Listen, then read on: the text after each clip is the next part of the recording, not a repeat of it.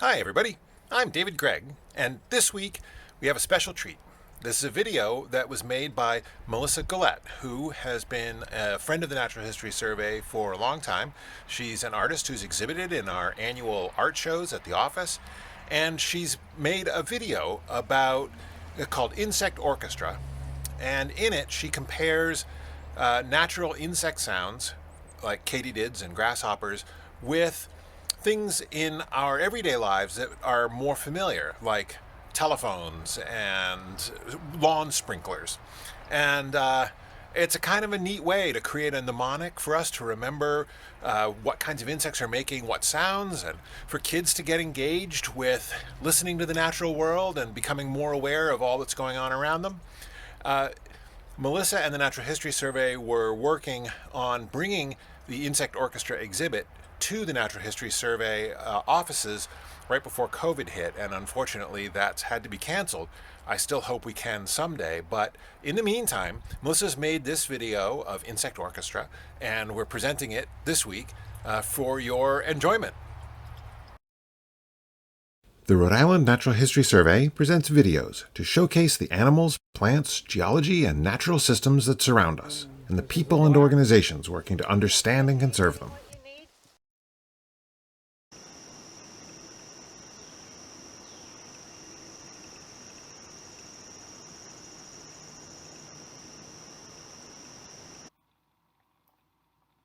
The Insect Orchestra, created by Melissa Guillet.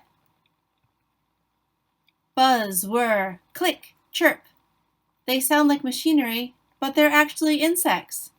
Is that a water sprinkler or a slender meadow katydid?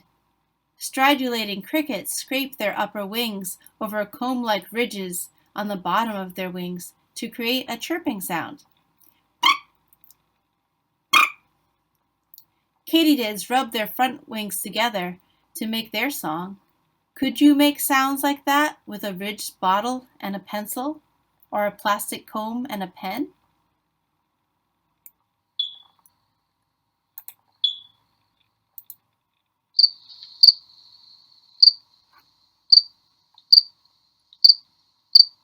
What is that sound in the middle of the night? Is it a low battery in the smoke detector, or the common house cricket? Both may have come from Asia, but only Acheta domesticus has been kept as a pet and doesn't need new batteries.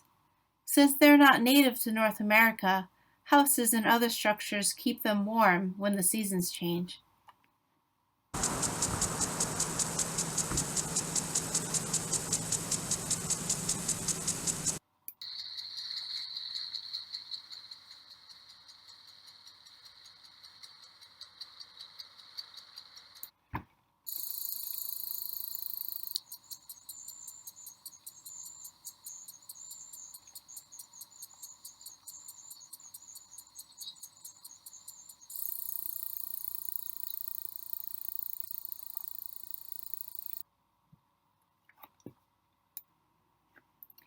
The slender meadow katydid, Conocephalus fasciitis, whispers from the grass. The lawn sprinkler makes a similar sound, resetting its gears before sending out a spray of water. You may find a singing male on a warm summer afternoon and catch one by running a net through tall grass. After observing your finds, be sure to let them go.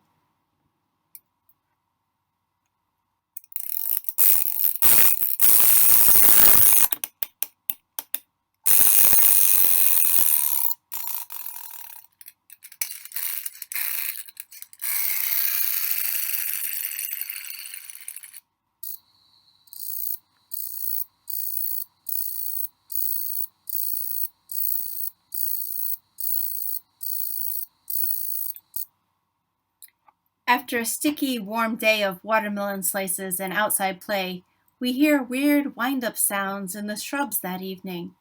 Has my wind-up toy come to life? Or is it the American shieldback katydid, Atlanticus americanus?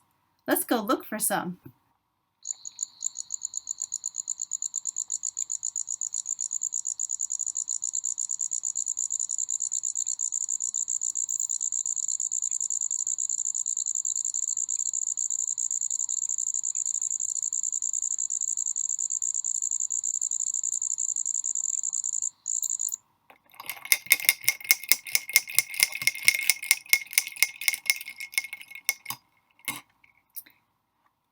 The handsome trig and lemonade.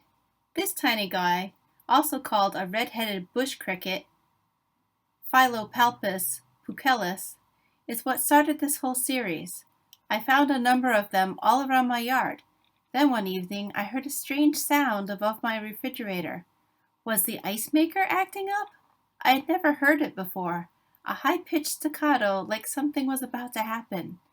The closest I can compare it to is filling a glass full of ice and liquid and stirring it really fast with a metal spoon.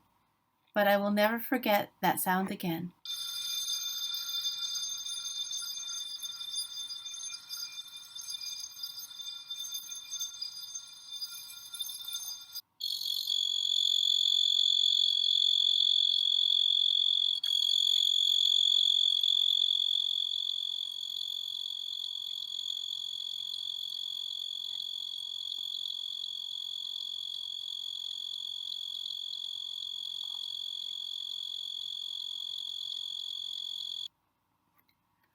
What's the buzz?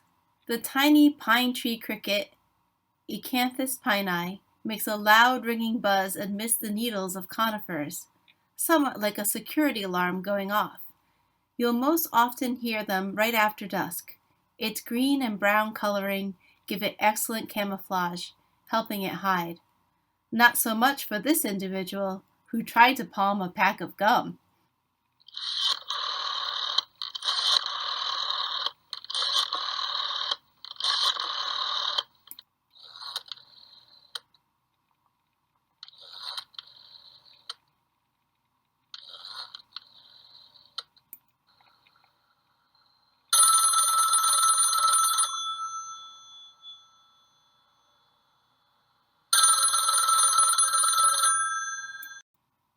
Calling all katydids.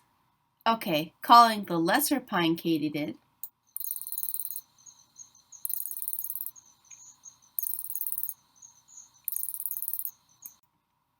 Orchelimum minor, and the woodland meadow katydid.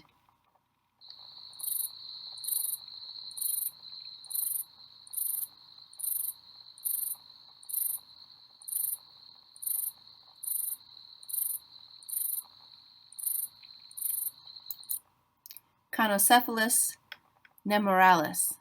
The lesser pine katydid is a beautiful insect with orange eyes and legs and colorful green body with yellow markings, purring with anticipation as it calls and waits for an answer.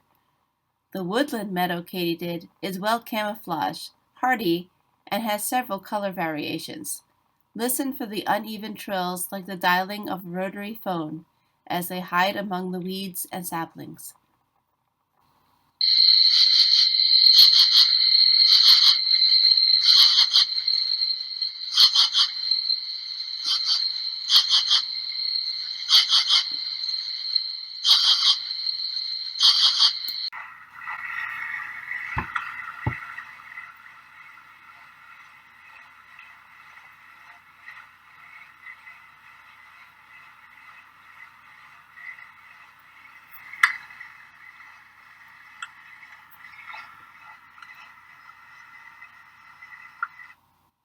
What's in a name? The common true katydid, Pterophylla camellifolia, is actually the only member of this genus. Males use a large, brown, stridulating surface above the wings to make their signature pulsing ch-ch-ch sound. Bulky and bright green, the large forewings cannot fly, but bow out to amplify their call. They will call louder and quicker in warmer weather and synchronize their calls, creating a resonating loud chorus. Would you compare it to a running dishwasher, or a car wash, or something else?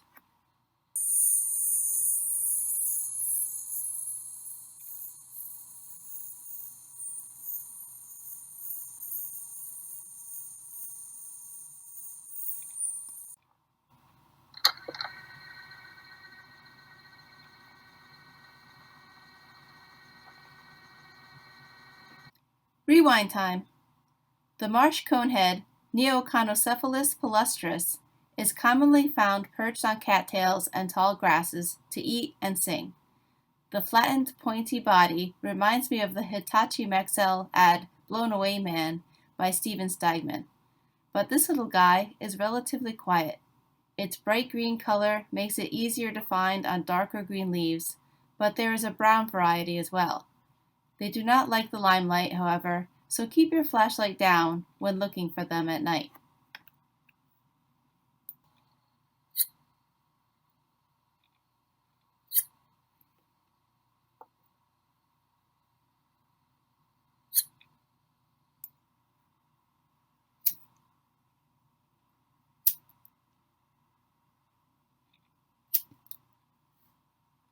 Click, click, click.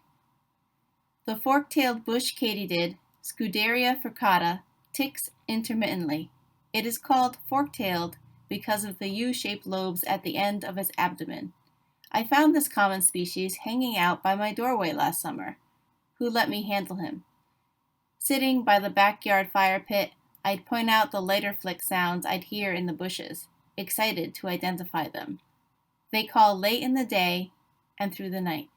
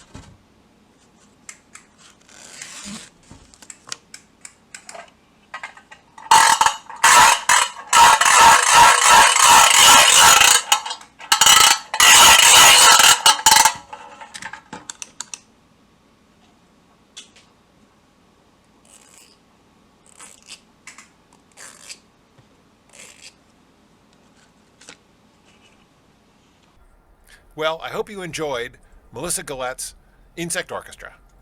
If you'd like to see more of Melissa's work, you can find it at her own YouTube channel, 15-Minute Field Trips, or at her website, 15minutefieldtrips.blogspot.com. Natural History Survey videos are made possible through the generous contributions of members and friends. Want to help us do more environmental science and conservation? Hit the like button, share our videos with your circle, subscribe, or make a financial contribution on our website, ranhs.org, or through Patreon. Thanks, and see you out there.